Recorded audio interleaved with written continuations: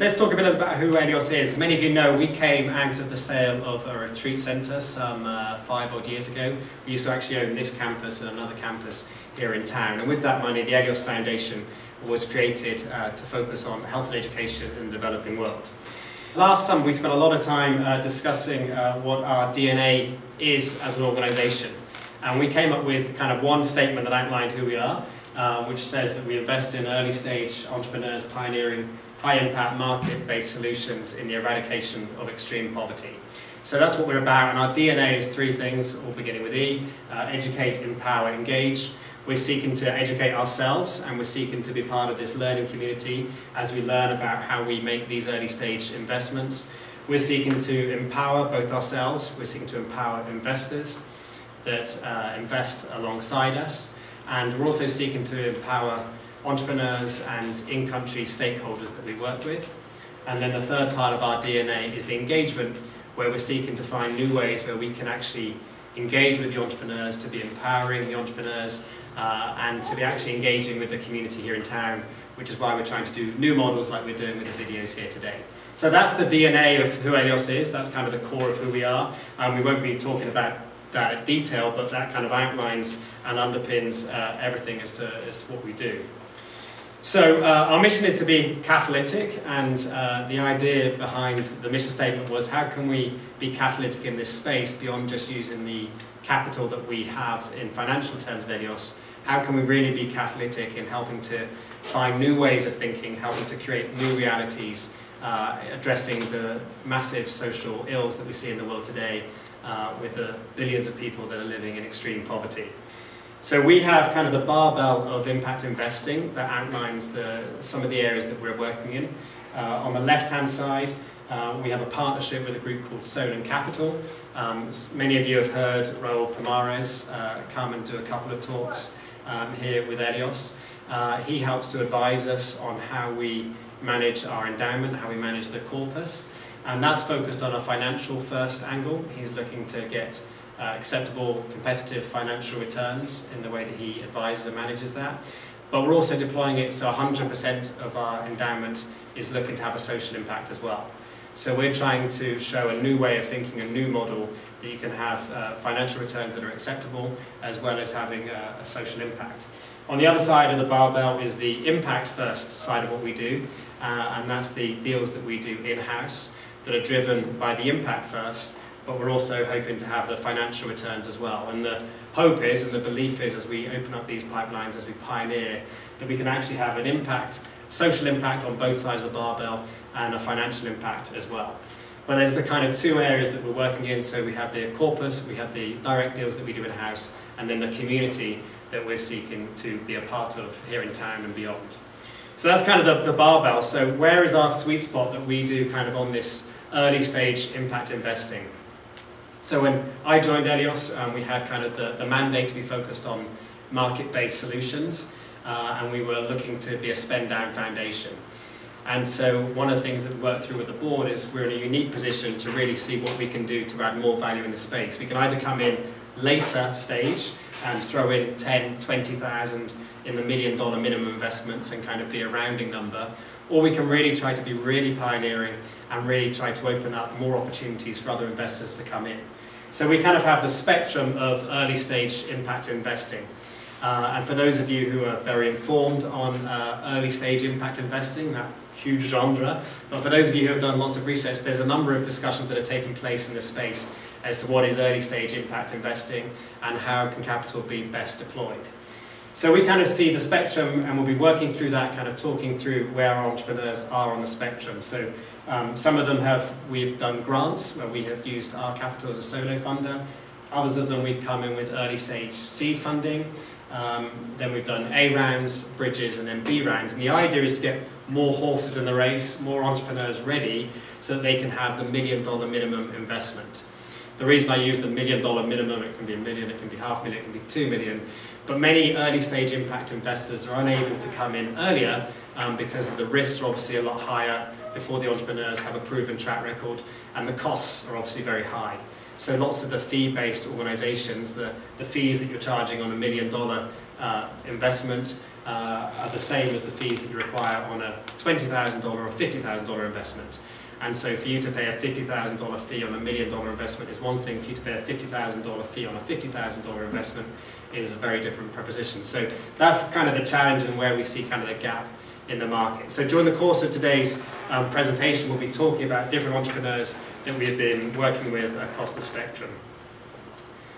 So these are the 5 entrepreneurs that we have been working with most recently in Kenya.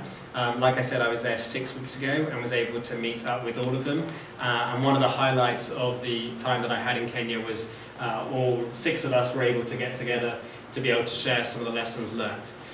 So we'll kind of work through these 5, and like I said, there'll be 3 videos that we refer to.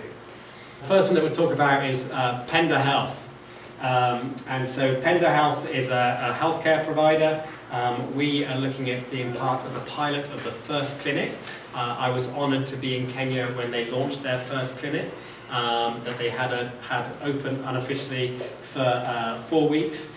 And so it was an honour to be there, to be able to be there at the opening ceremony.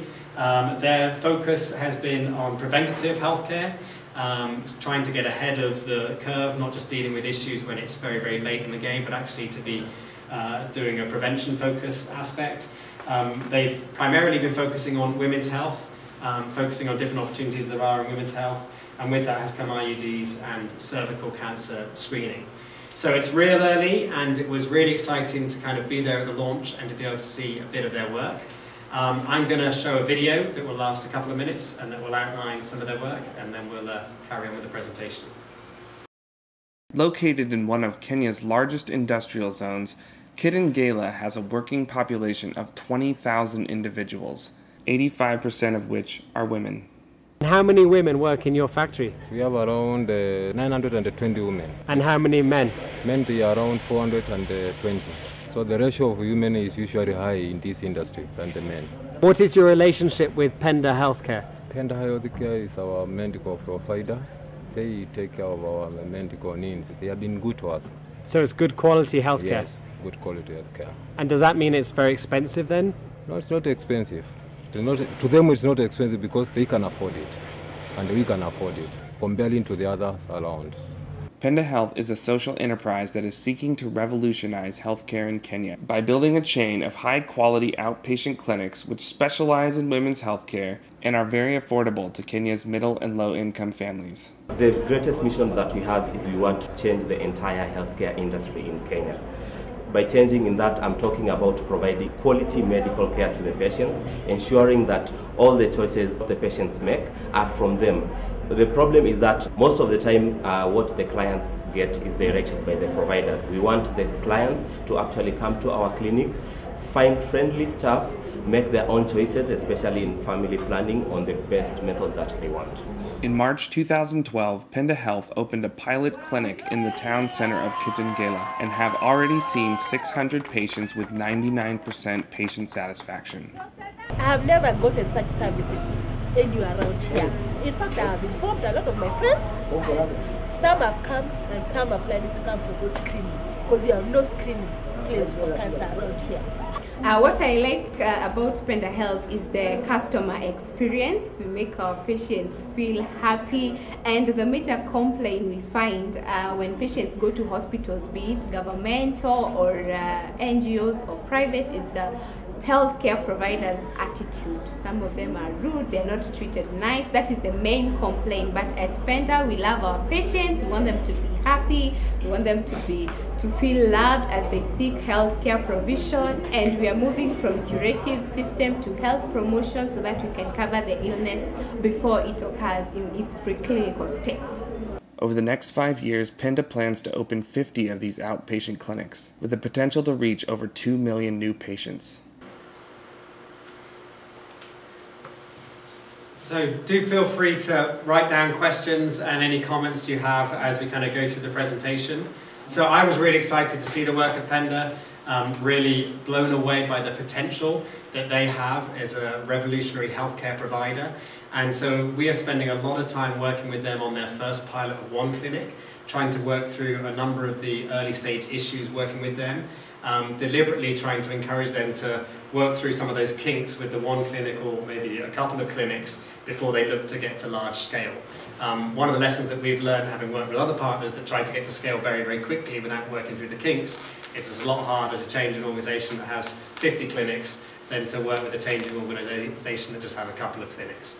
So that's kind of the goal that we're working with them. And so the early stage nature of the investment means for some that will be viewed as kind of a philanthropic investment. They'll obviously be hoping to make their money back. For others of us, like others investors and like Eleos, we really believe in the potential of Penda Healthcare, but we're really aware that for the relatively small dollars that we're investing, we require a lot of intellectual capital to come alongside that for them to be able to get to scale. So that was Penda Healthcare on the spectrum, as it were. And for those of you who just joined, this is the spectrum of kind of early stage investment opportunities, and these are the entrepreneurs that we're going to be highlighting this afternoon.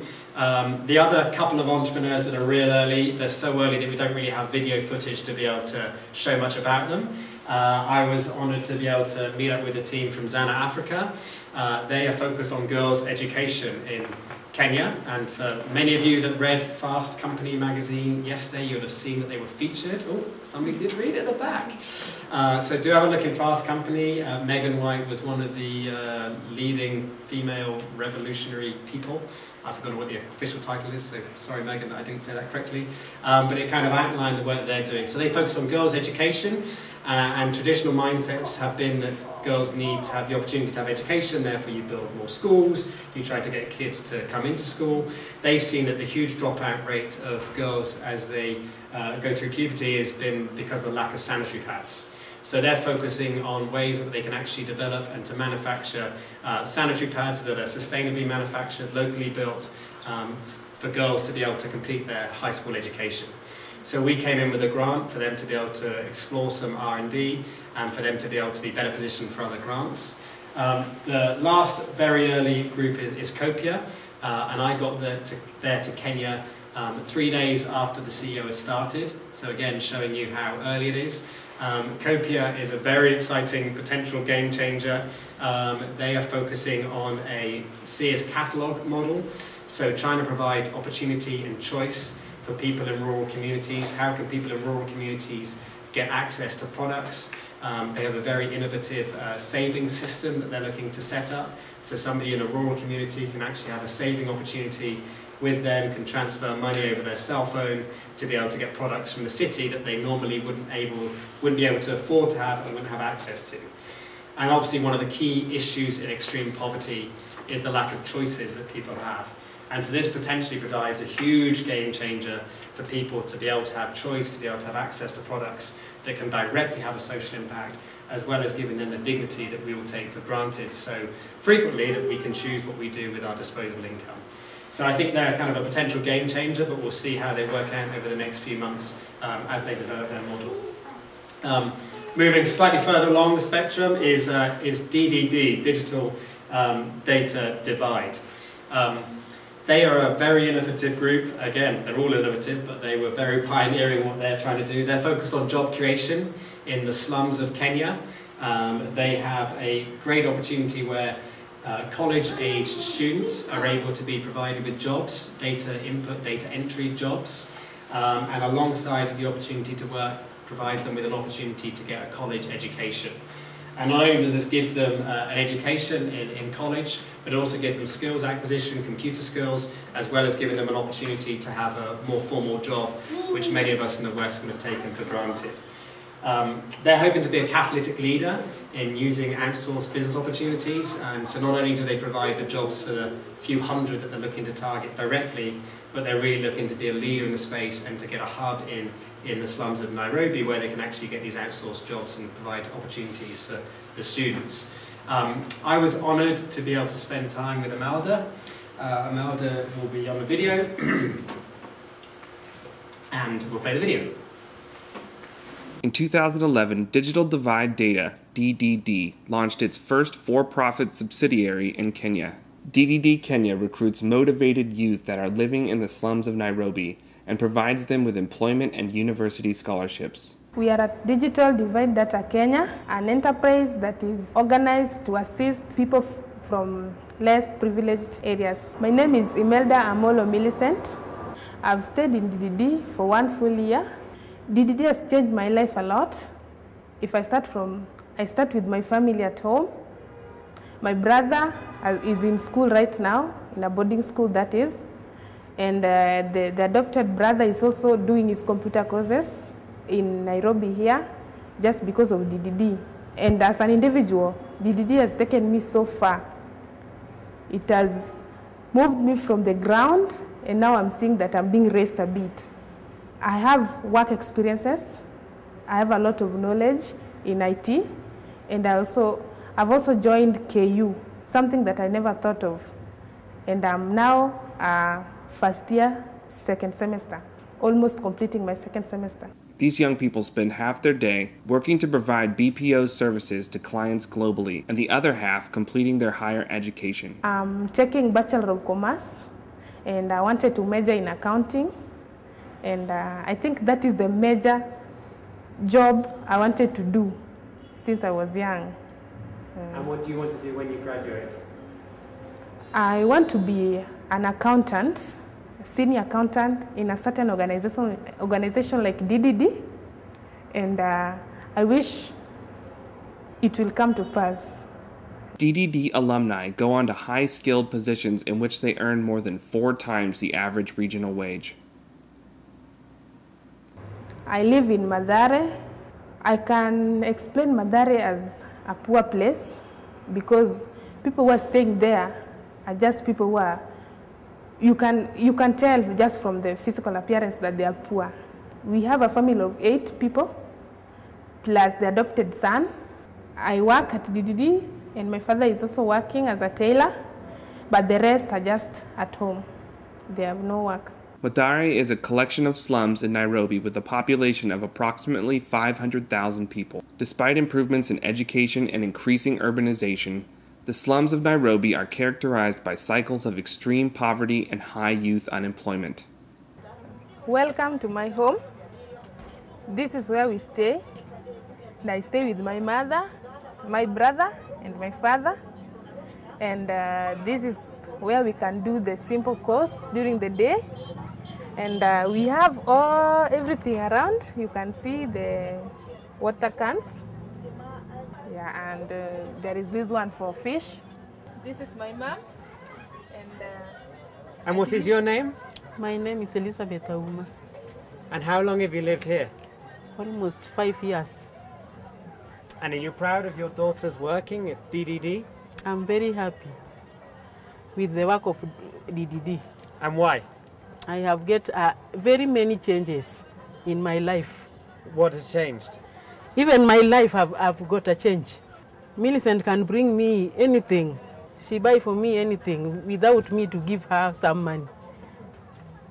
I'm very happy with DDD.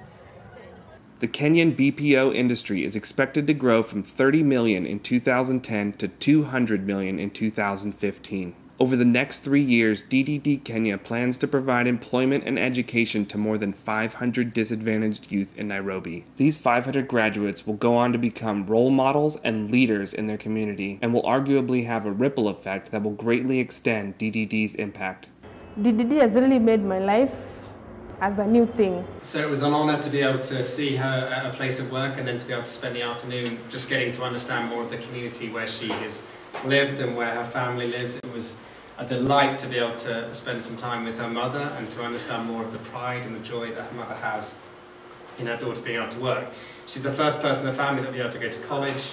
She can buy things for her family. I'm sorry, I wasn't expecting to get emotional about it. It blows me away that we have this opportunity to make a difference by just working and doing what we want to do. And it's a great investment opportunity for us to be able to use investment capital to be able to give people opportunities that they wouldn't have been able to have. And it's not us coming in as the great white hero, it's us just looking at opportunities where there's jobs that are being outsourced and opportunities for people to be able to have for themselves the choice to be able to make different decisions. And I think one of the things that we've been learning a lot at Eleos is that we've come from kind of focusing on health and education, and looking through the lens of a traditional traditional development approach and a traditional investment approach. And there's great opportunities in the areas of health and education. I mentioned that with Penda, and I mentioned that with Zana A. But there's also a great opportunity to be able to give Elizabeth, her mother, the chance to choose for herself as to what she wants to be able to do with disposable income. And that was the thing that kind of hit me and blew me away on this last trip, is it's really about having the respect and giving people the opportunity to have their own dignity to be able to make their own choices for themselves. So we've discussed a lot at Eleos how we measure the impact that we're having and how we have kind of the numbers there, and we've still got a work in progress to be able to articulate that, and I think that's going to be a constantly evolving process. But I think it's really important to actually remind ourselves of the individuals that we are talking about, and it's not just the numbers on a spreadsheet. So how does Eleos do that? What is our model, and what is our kind of approach? So we have the Eleos Foundation. We are a private foundation, a 501c3, and so we can receive philanthropic dollars. And when I spoke to our attorneys 2 years ago and said that we wanted to make these early stage investments, I said, how do we get other people to be able to invest alongside us? What's kind of the cookie cutter approach for us to be able to get for-profit dollars to work alongside us? And they came up with the following structure, where we have a wholly owned LLC subsidiary that is kind of a management holding company, and then we have these 4 funds that are being evolved at the moment. So we have 4 geographically focused funds. Many of you have been involved in hearing some of the work that we've been doing in Liberia, and the work that we're doing with Liberty and Justice, the first investment there. Others of you have heard of the work in India with HealthPoint and the investment that we made there. And then later on in this year, we'll be looking to launch another investment fund focused in a country in Latin America. And the example, obviously, we're talking about here in Kenya, and these LLCs are set up as series LLCs. So the idea is that each investment opportunity that we have is firewalled from the other investment opportunities. It gives an opportunity. We're not a broker-dealer, we're not a registered investment advisor, we don't provide any investment advice. We simply provide an opportunity to get capital to come together to be able to make these firewalled investments. So the example that I'd said on the Kenya fund is the Series DDD, and then the last investment that we'll be talking about this afternoon, which is focusing on Series Sanogy. As they move down the spectrum, as Penda and as other investment Copia, as they move down the spectrum, the idea is to do another series where we'll be able to get other people to invest alongside us, having come in by ourselves real early with our investment capital, to get other investors to come alongside us. So the last entrepreneur that we're going to kind of feature and talk about is Sanogy. They provide clean toilets in the slums of Kenya. All of us probably take for granted on a frequent basis the access that we have to toilets in our homes and the access we have to clean toilets. A huge health issue in the slums of Africa. And the way that they are innovating in this is that they charge for the customer to be able to use the clean toilet, but the potential money winner is being able to use the human waste and to be able to find revenue streams that come from the human waste. And they're starting off with being able to use the human waste as fertilizer. So they get revenues coming in from people using the clean toilets, they get revenues coming in from the human waste, and they're also able to have a job creation model where they have a franchisee model which create jobs in the slums of Kenya. Which is helpful to address the wider issues. And one of the discussions that we've had with Sanogy is having the right balance between Sanogy being an effective investment opportunity for us as investors, but also Sanogy being able to not lose focus of their mission, which is to address wider health issues in the slums. So does that mean that they proactively want to get copycats? Does that mean that they're proactively open sourcing information so that other people can actually have toilets? All those types of questions are being worked through. They're now on their 4th iteration of the toilet in the last year, and so they're innovating and they're evolving fast. So this is a slightly longer video, but this will be the last video, and then we'll have a chance for a Q&A at the end. Sanogy is a social enterprise that is focused on making sanitation accessible, affordable, and hygienic in Africa's slums. We piloted our work in Nairobi, Kenya.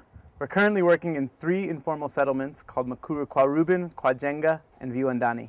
Where 2.6 billion people around the globe don't have access to adequate sanitation, and we're not only solving that problem, but making it profitable to do so. At present, we have 25 sanitation facilities up and running, serving about 1,200 people every single day. Success will look like every single person in any area where we're working having access to a clean toilet. 100%. we address the entire sanitation value chain, and we're doing so in 3 steps. We're building, collecting, and converting. First, we're building a dense network of low-cost sanitation facilities which are franchised out to people living in the community who run them as small businesses. As part of being a franchisee, we offer a variety of services, including a daily waste collection service. And so every single day, the Fresh Life Frontline goes into the community and removes the waste from each of our toilets. They take the waste to a centralized facility where we're converting it into profitable byproducts, such as fertilizer and electricity. Every day, our Fresh Life Frontline goes to each toilet and collects the full containers of waste and brings them to our central facility where the waste can be processed, safely processed, and reused. Here, Samuel and Joseph, part of our Fresh Life Frontline, is coming in with the full containers of waste, and they'll be weighing them and then adding on other organic waste with it and then processing it into organic fertilizer. Each container is uniquely labeled. Samuel and Joseph take the containers out and weigh the waste so that we know exactly how much usage each toilet got in every single day, and we can understand both from a business perspective as well as an environmental perspective how much income we're generating in the communities, as well as how much waste we're safely removing from the communities and converting it into organic fertilizer. Once the waste is brought to our central facility, we mix it with other organic waste such as sawdust and use a process called thermophilic aerated box composting, which allows us to convert the organic waste into organic fertilizer in a matter of 3 to 4 weeks. During this process, we measure the temperature and the oxygen levels in each box every single day to get a clear understanding of both pathogen destruction as well as organic content decomposition.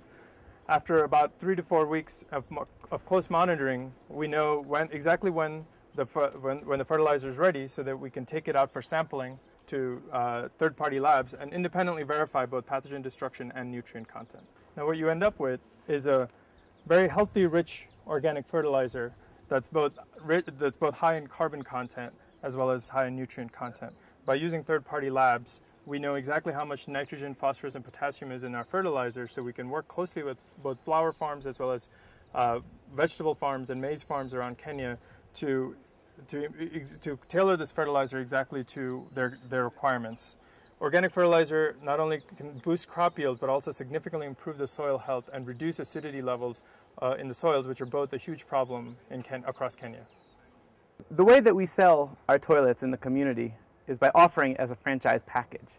The Fresh Life franchise package is an unbeatable deal. Nobody else in the slums, let alone Kenya, offers something quite like this. You can buy 1 sanitary toilet for 45,000 shillings or 2 for 70,000. This discount has proven to be very, very interesting for our operators. And we're finding that many of our franchise partners are actually becoming macro franchise partners. What I can say about the Fresh Life toilets, they are very, very, very good. And everyone in this area is affected because he or she wants to enter in that toilet because the toilet is very, very clean. It has a mirror and there is no smell, no flies. Yeah, it is very clean. Now my business is very good. It is just going up and up. So I'm very, very happy with this business. What I can say to the community, this thing called Fresh Life, it is not for me and it is not for the Fresh Life people. It is for you. Come and use this toilet because it is your property. We believe that the most effective way to get people to use a clean toilet is to build an aspirational brand.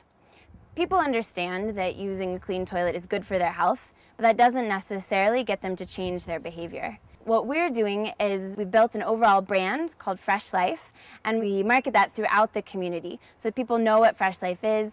In the same way that when somebody thinks, I'm thirsty, I want a Coca-Cola, we want them to think, I need to go to the bathroom, let me find the nearest Fresh Life toilet. We then also work specifically with our franchise partners to make sure that they market their individual toilets so that their neighbors know they have this toilet, they know it's clean, and that they use it successfully. So at Sanergy, we cannot have a financial impact without having a social impact.